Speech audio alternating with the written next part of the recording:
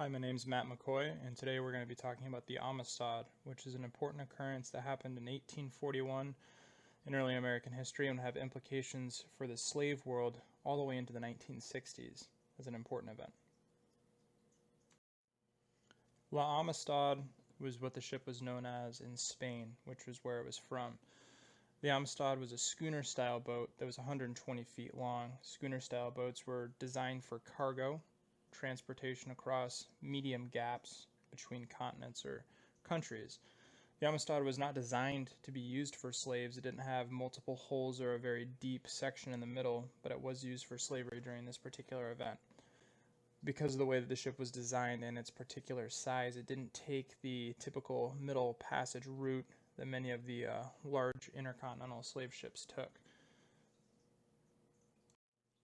During this particular event, there were 53 slaves on board the Amistad.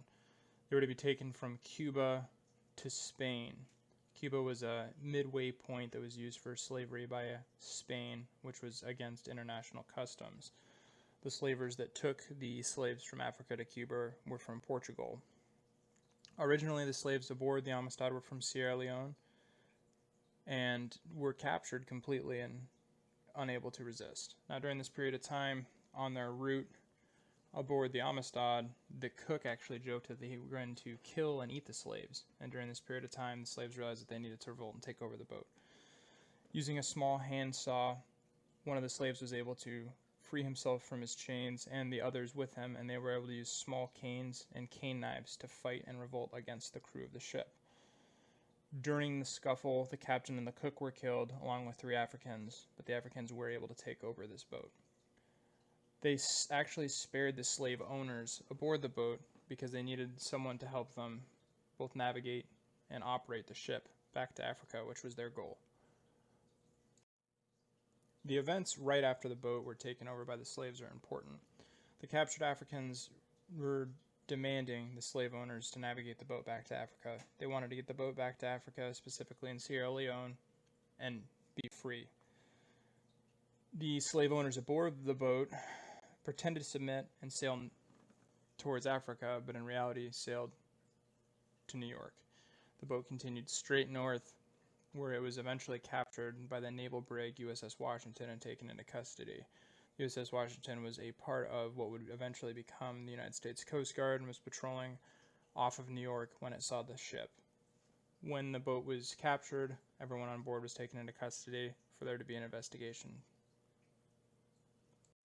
What to do with the slaves and the Spanish slave owners aboard the boat on U.S. soil that just previously came from international waters became an issue, and this issue became international quite quickly. The Brits previously entered a treaty with Spain, which would ban the capture and trade of slaves south of the equator. This was to essentially shut down the slave trade in Africa. Because of the break in this treaty between Spain and Britain, Britain wanted the Spanish slaves to be completely released due to the fact that they thought it was a break in international law. Britain also cited the Treaty of Ghent, which made America responsible for the abolition of the African slave trade as well. So things became tense between multiple nations as these slaves sat in a jail cell in America until something was figured out on what to do with them. Spain's side in the argument became quickly defensive, and holes in their defense became apparent quite early in the situation. Initially, Spain demanded proof that slaves from Cuba were illegal to be aboard a boat in general. This was quickly shown in court, and Spain changed tactics. Spain then demanded jurisdiction in the court case and claimed that only Spain would have the right to decide on these matters. Because the ship was Spanish, the crew was as well, and the slaves on board were Spanish, Spain was under the impression that any sort of court system or trial involving another country, especially the United States, was unfair, and they demanded full jurisdiction of the situation. The United States would quickly decline, and things would go to court in the United States, much against what Spain was looking for. Because the United States did not just give the ship and the slaves back to Spain as they demanded, Spain filed a court case in Hartford, Connecticut at the local level, citing mutiny and murder by the Africans aboard the ship. Because the ship was Spanish and so were the people aboard, and they were in Spanish waters, the first case was dismissed in court due to lack of jurisdiction. Now, abolitionists in the United States would have quickly become involved in this situation because of the fact that there were African slaves aboard the boat, and quickly filed charges of assault and kidnapping against the slave owners themselves, Ruiz and Montez. Because of this situation, the court case was then elevated, and a minister from Spain known as Caballero Arguez now represented Ruiz and Montez, both of which posted bail after a period of time and went back to Cuba. This would make the court case go to the U.S. District Court of Connecticut. During court proceedings between Spain and the Supreme Court, things would become confusing relatively early. Abolitionists argued that Britain and Spain agreed to ban slavery south of the equator, and that the slaves aboard the ship should be released because of their illegal capture, which seemed natural. Strangely enough, Democratic President Martin Van Buren actually sided with Spain. Due to the fear of souring relations and trade, he actually ordered the slaves in the ship to be released to Spain immediately. Because of contempt due to the situation, the court case was then elevated to the Supreme Court of the Connecticut District by the order of Van Buren in order to create a solution that would make sense for this particular situation. Abolitionists on one side, Spain on the other, seemingly being supported by a U.S. president, this court case quickly became the largest thing that was going on in the United States during this period of time. During the court case, Martin Van Buren would not be the only United States president to be involved. He's pictured on the right on this slide, but former President John Adams would actually also become involved in the Supreme Court case. Due to personal beliefs and things that John Adams stood for during his presidency and as a man, he actually argued against the Spanish with the abolitionist side, saying that the slaves were not Spanish property in the Supreme Court. John Adams also cited Van Buren's unconstitutional power used during the trial as trying to simply give the ship and the slaves back to Spain. Now, after a period of deliberation, the Supreme Court would actually rule the Africans were not legal property or prisoners during the period of time where they were being transported, rather they were actually taken unlawfully. This would therefore make them free men. The Africans were released, much to their surprise and excitement, and were actually taken to Farmington, Connecticut, which was a village known for its prior heavy involvement during the Underground Railroad. Farmington was known to some to be the hub or center of the Underground Railroad during this period of time. Previously captured survivors from the Amistad were actually cared for in the community until they could return home, which was their ultimate goal. Some stayed in the homes of nearby residents or were given temporary housing. Barracks were actually built for some of the survivors in the town. During this period, Christian missionaries would actually become involved with the survivor situations, and one notable missionary, James Steele, would help them try to return home.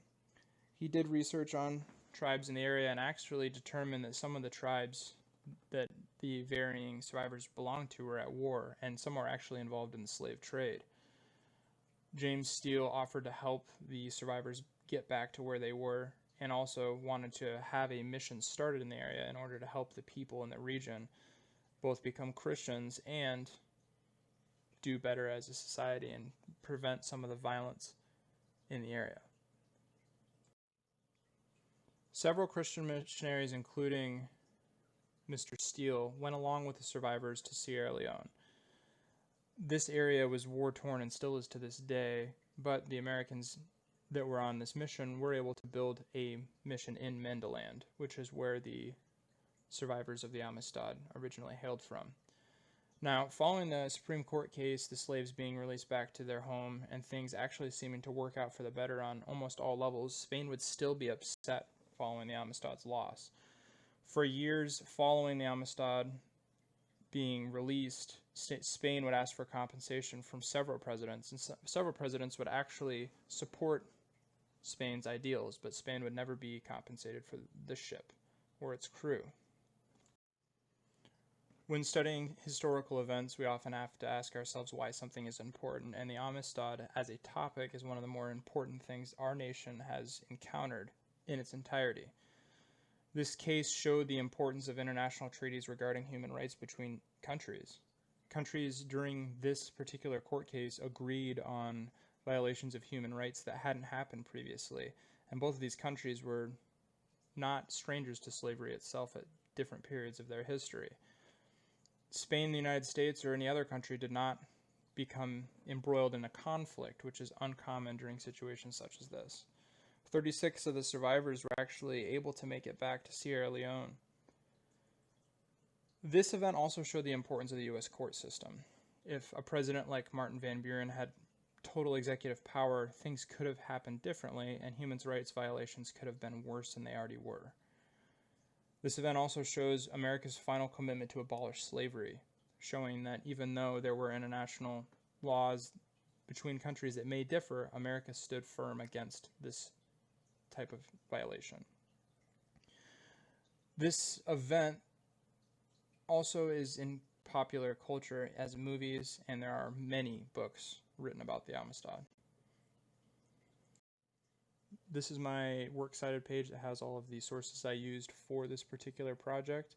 The Amistad has a wealth of information on the internet. The state of Connecticut has quite a bit of information regarding the subject as well, and if you're interested, I would definitely impress you to check out their websites regarding the subject. Thanks for watching, and I hope I could teach you something about the Amistad.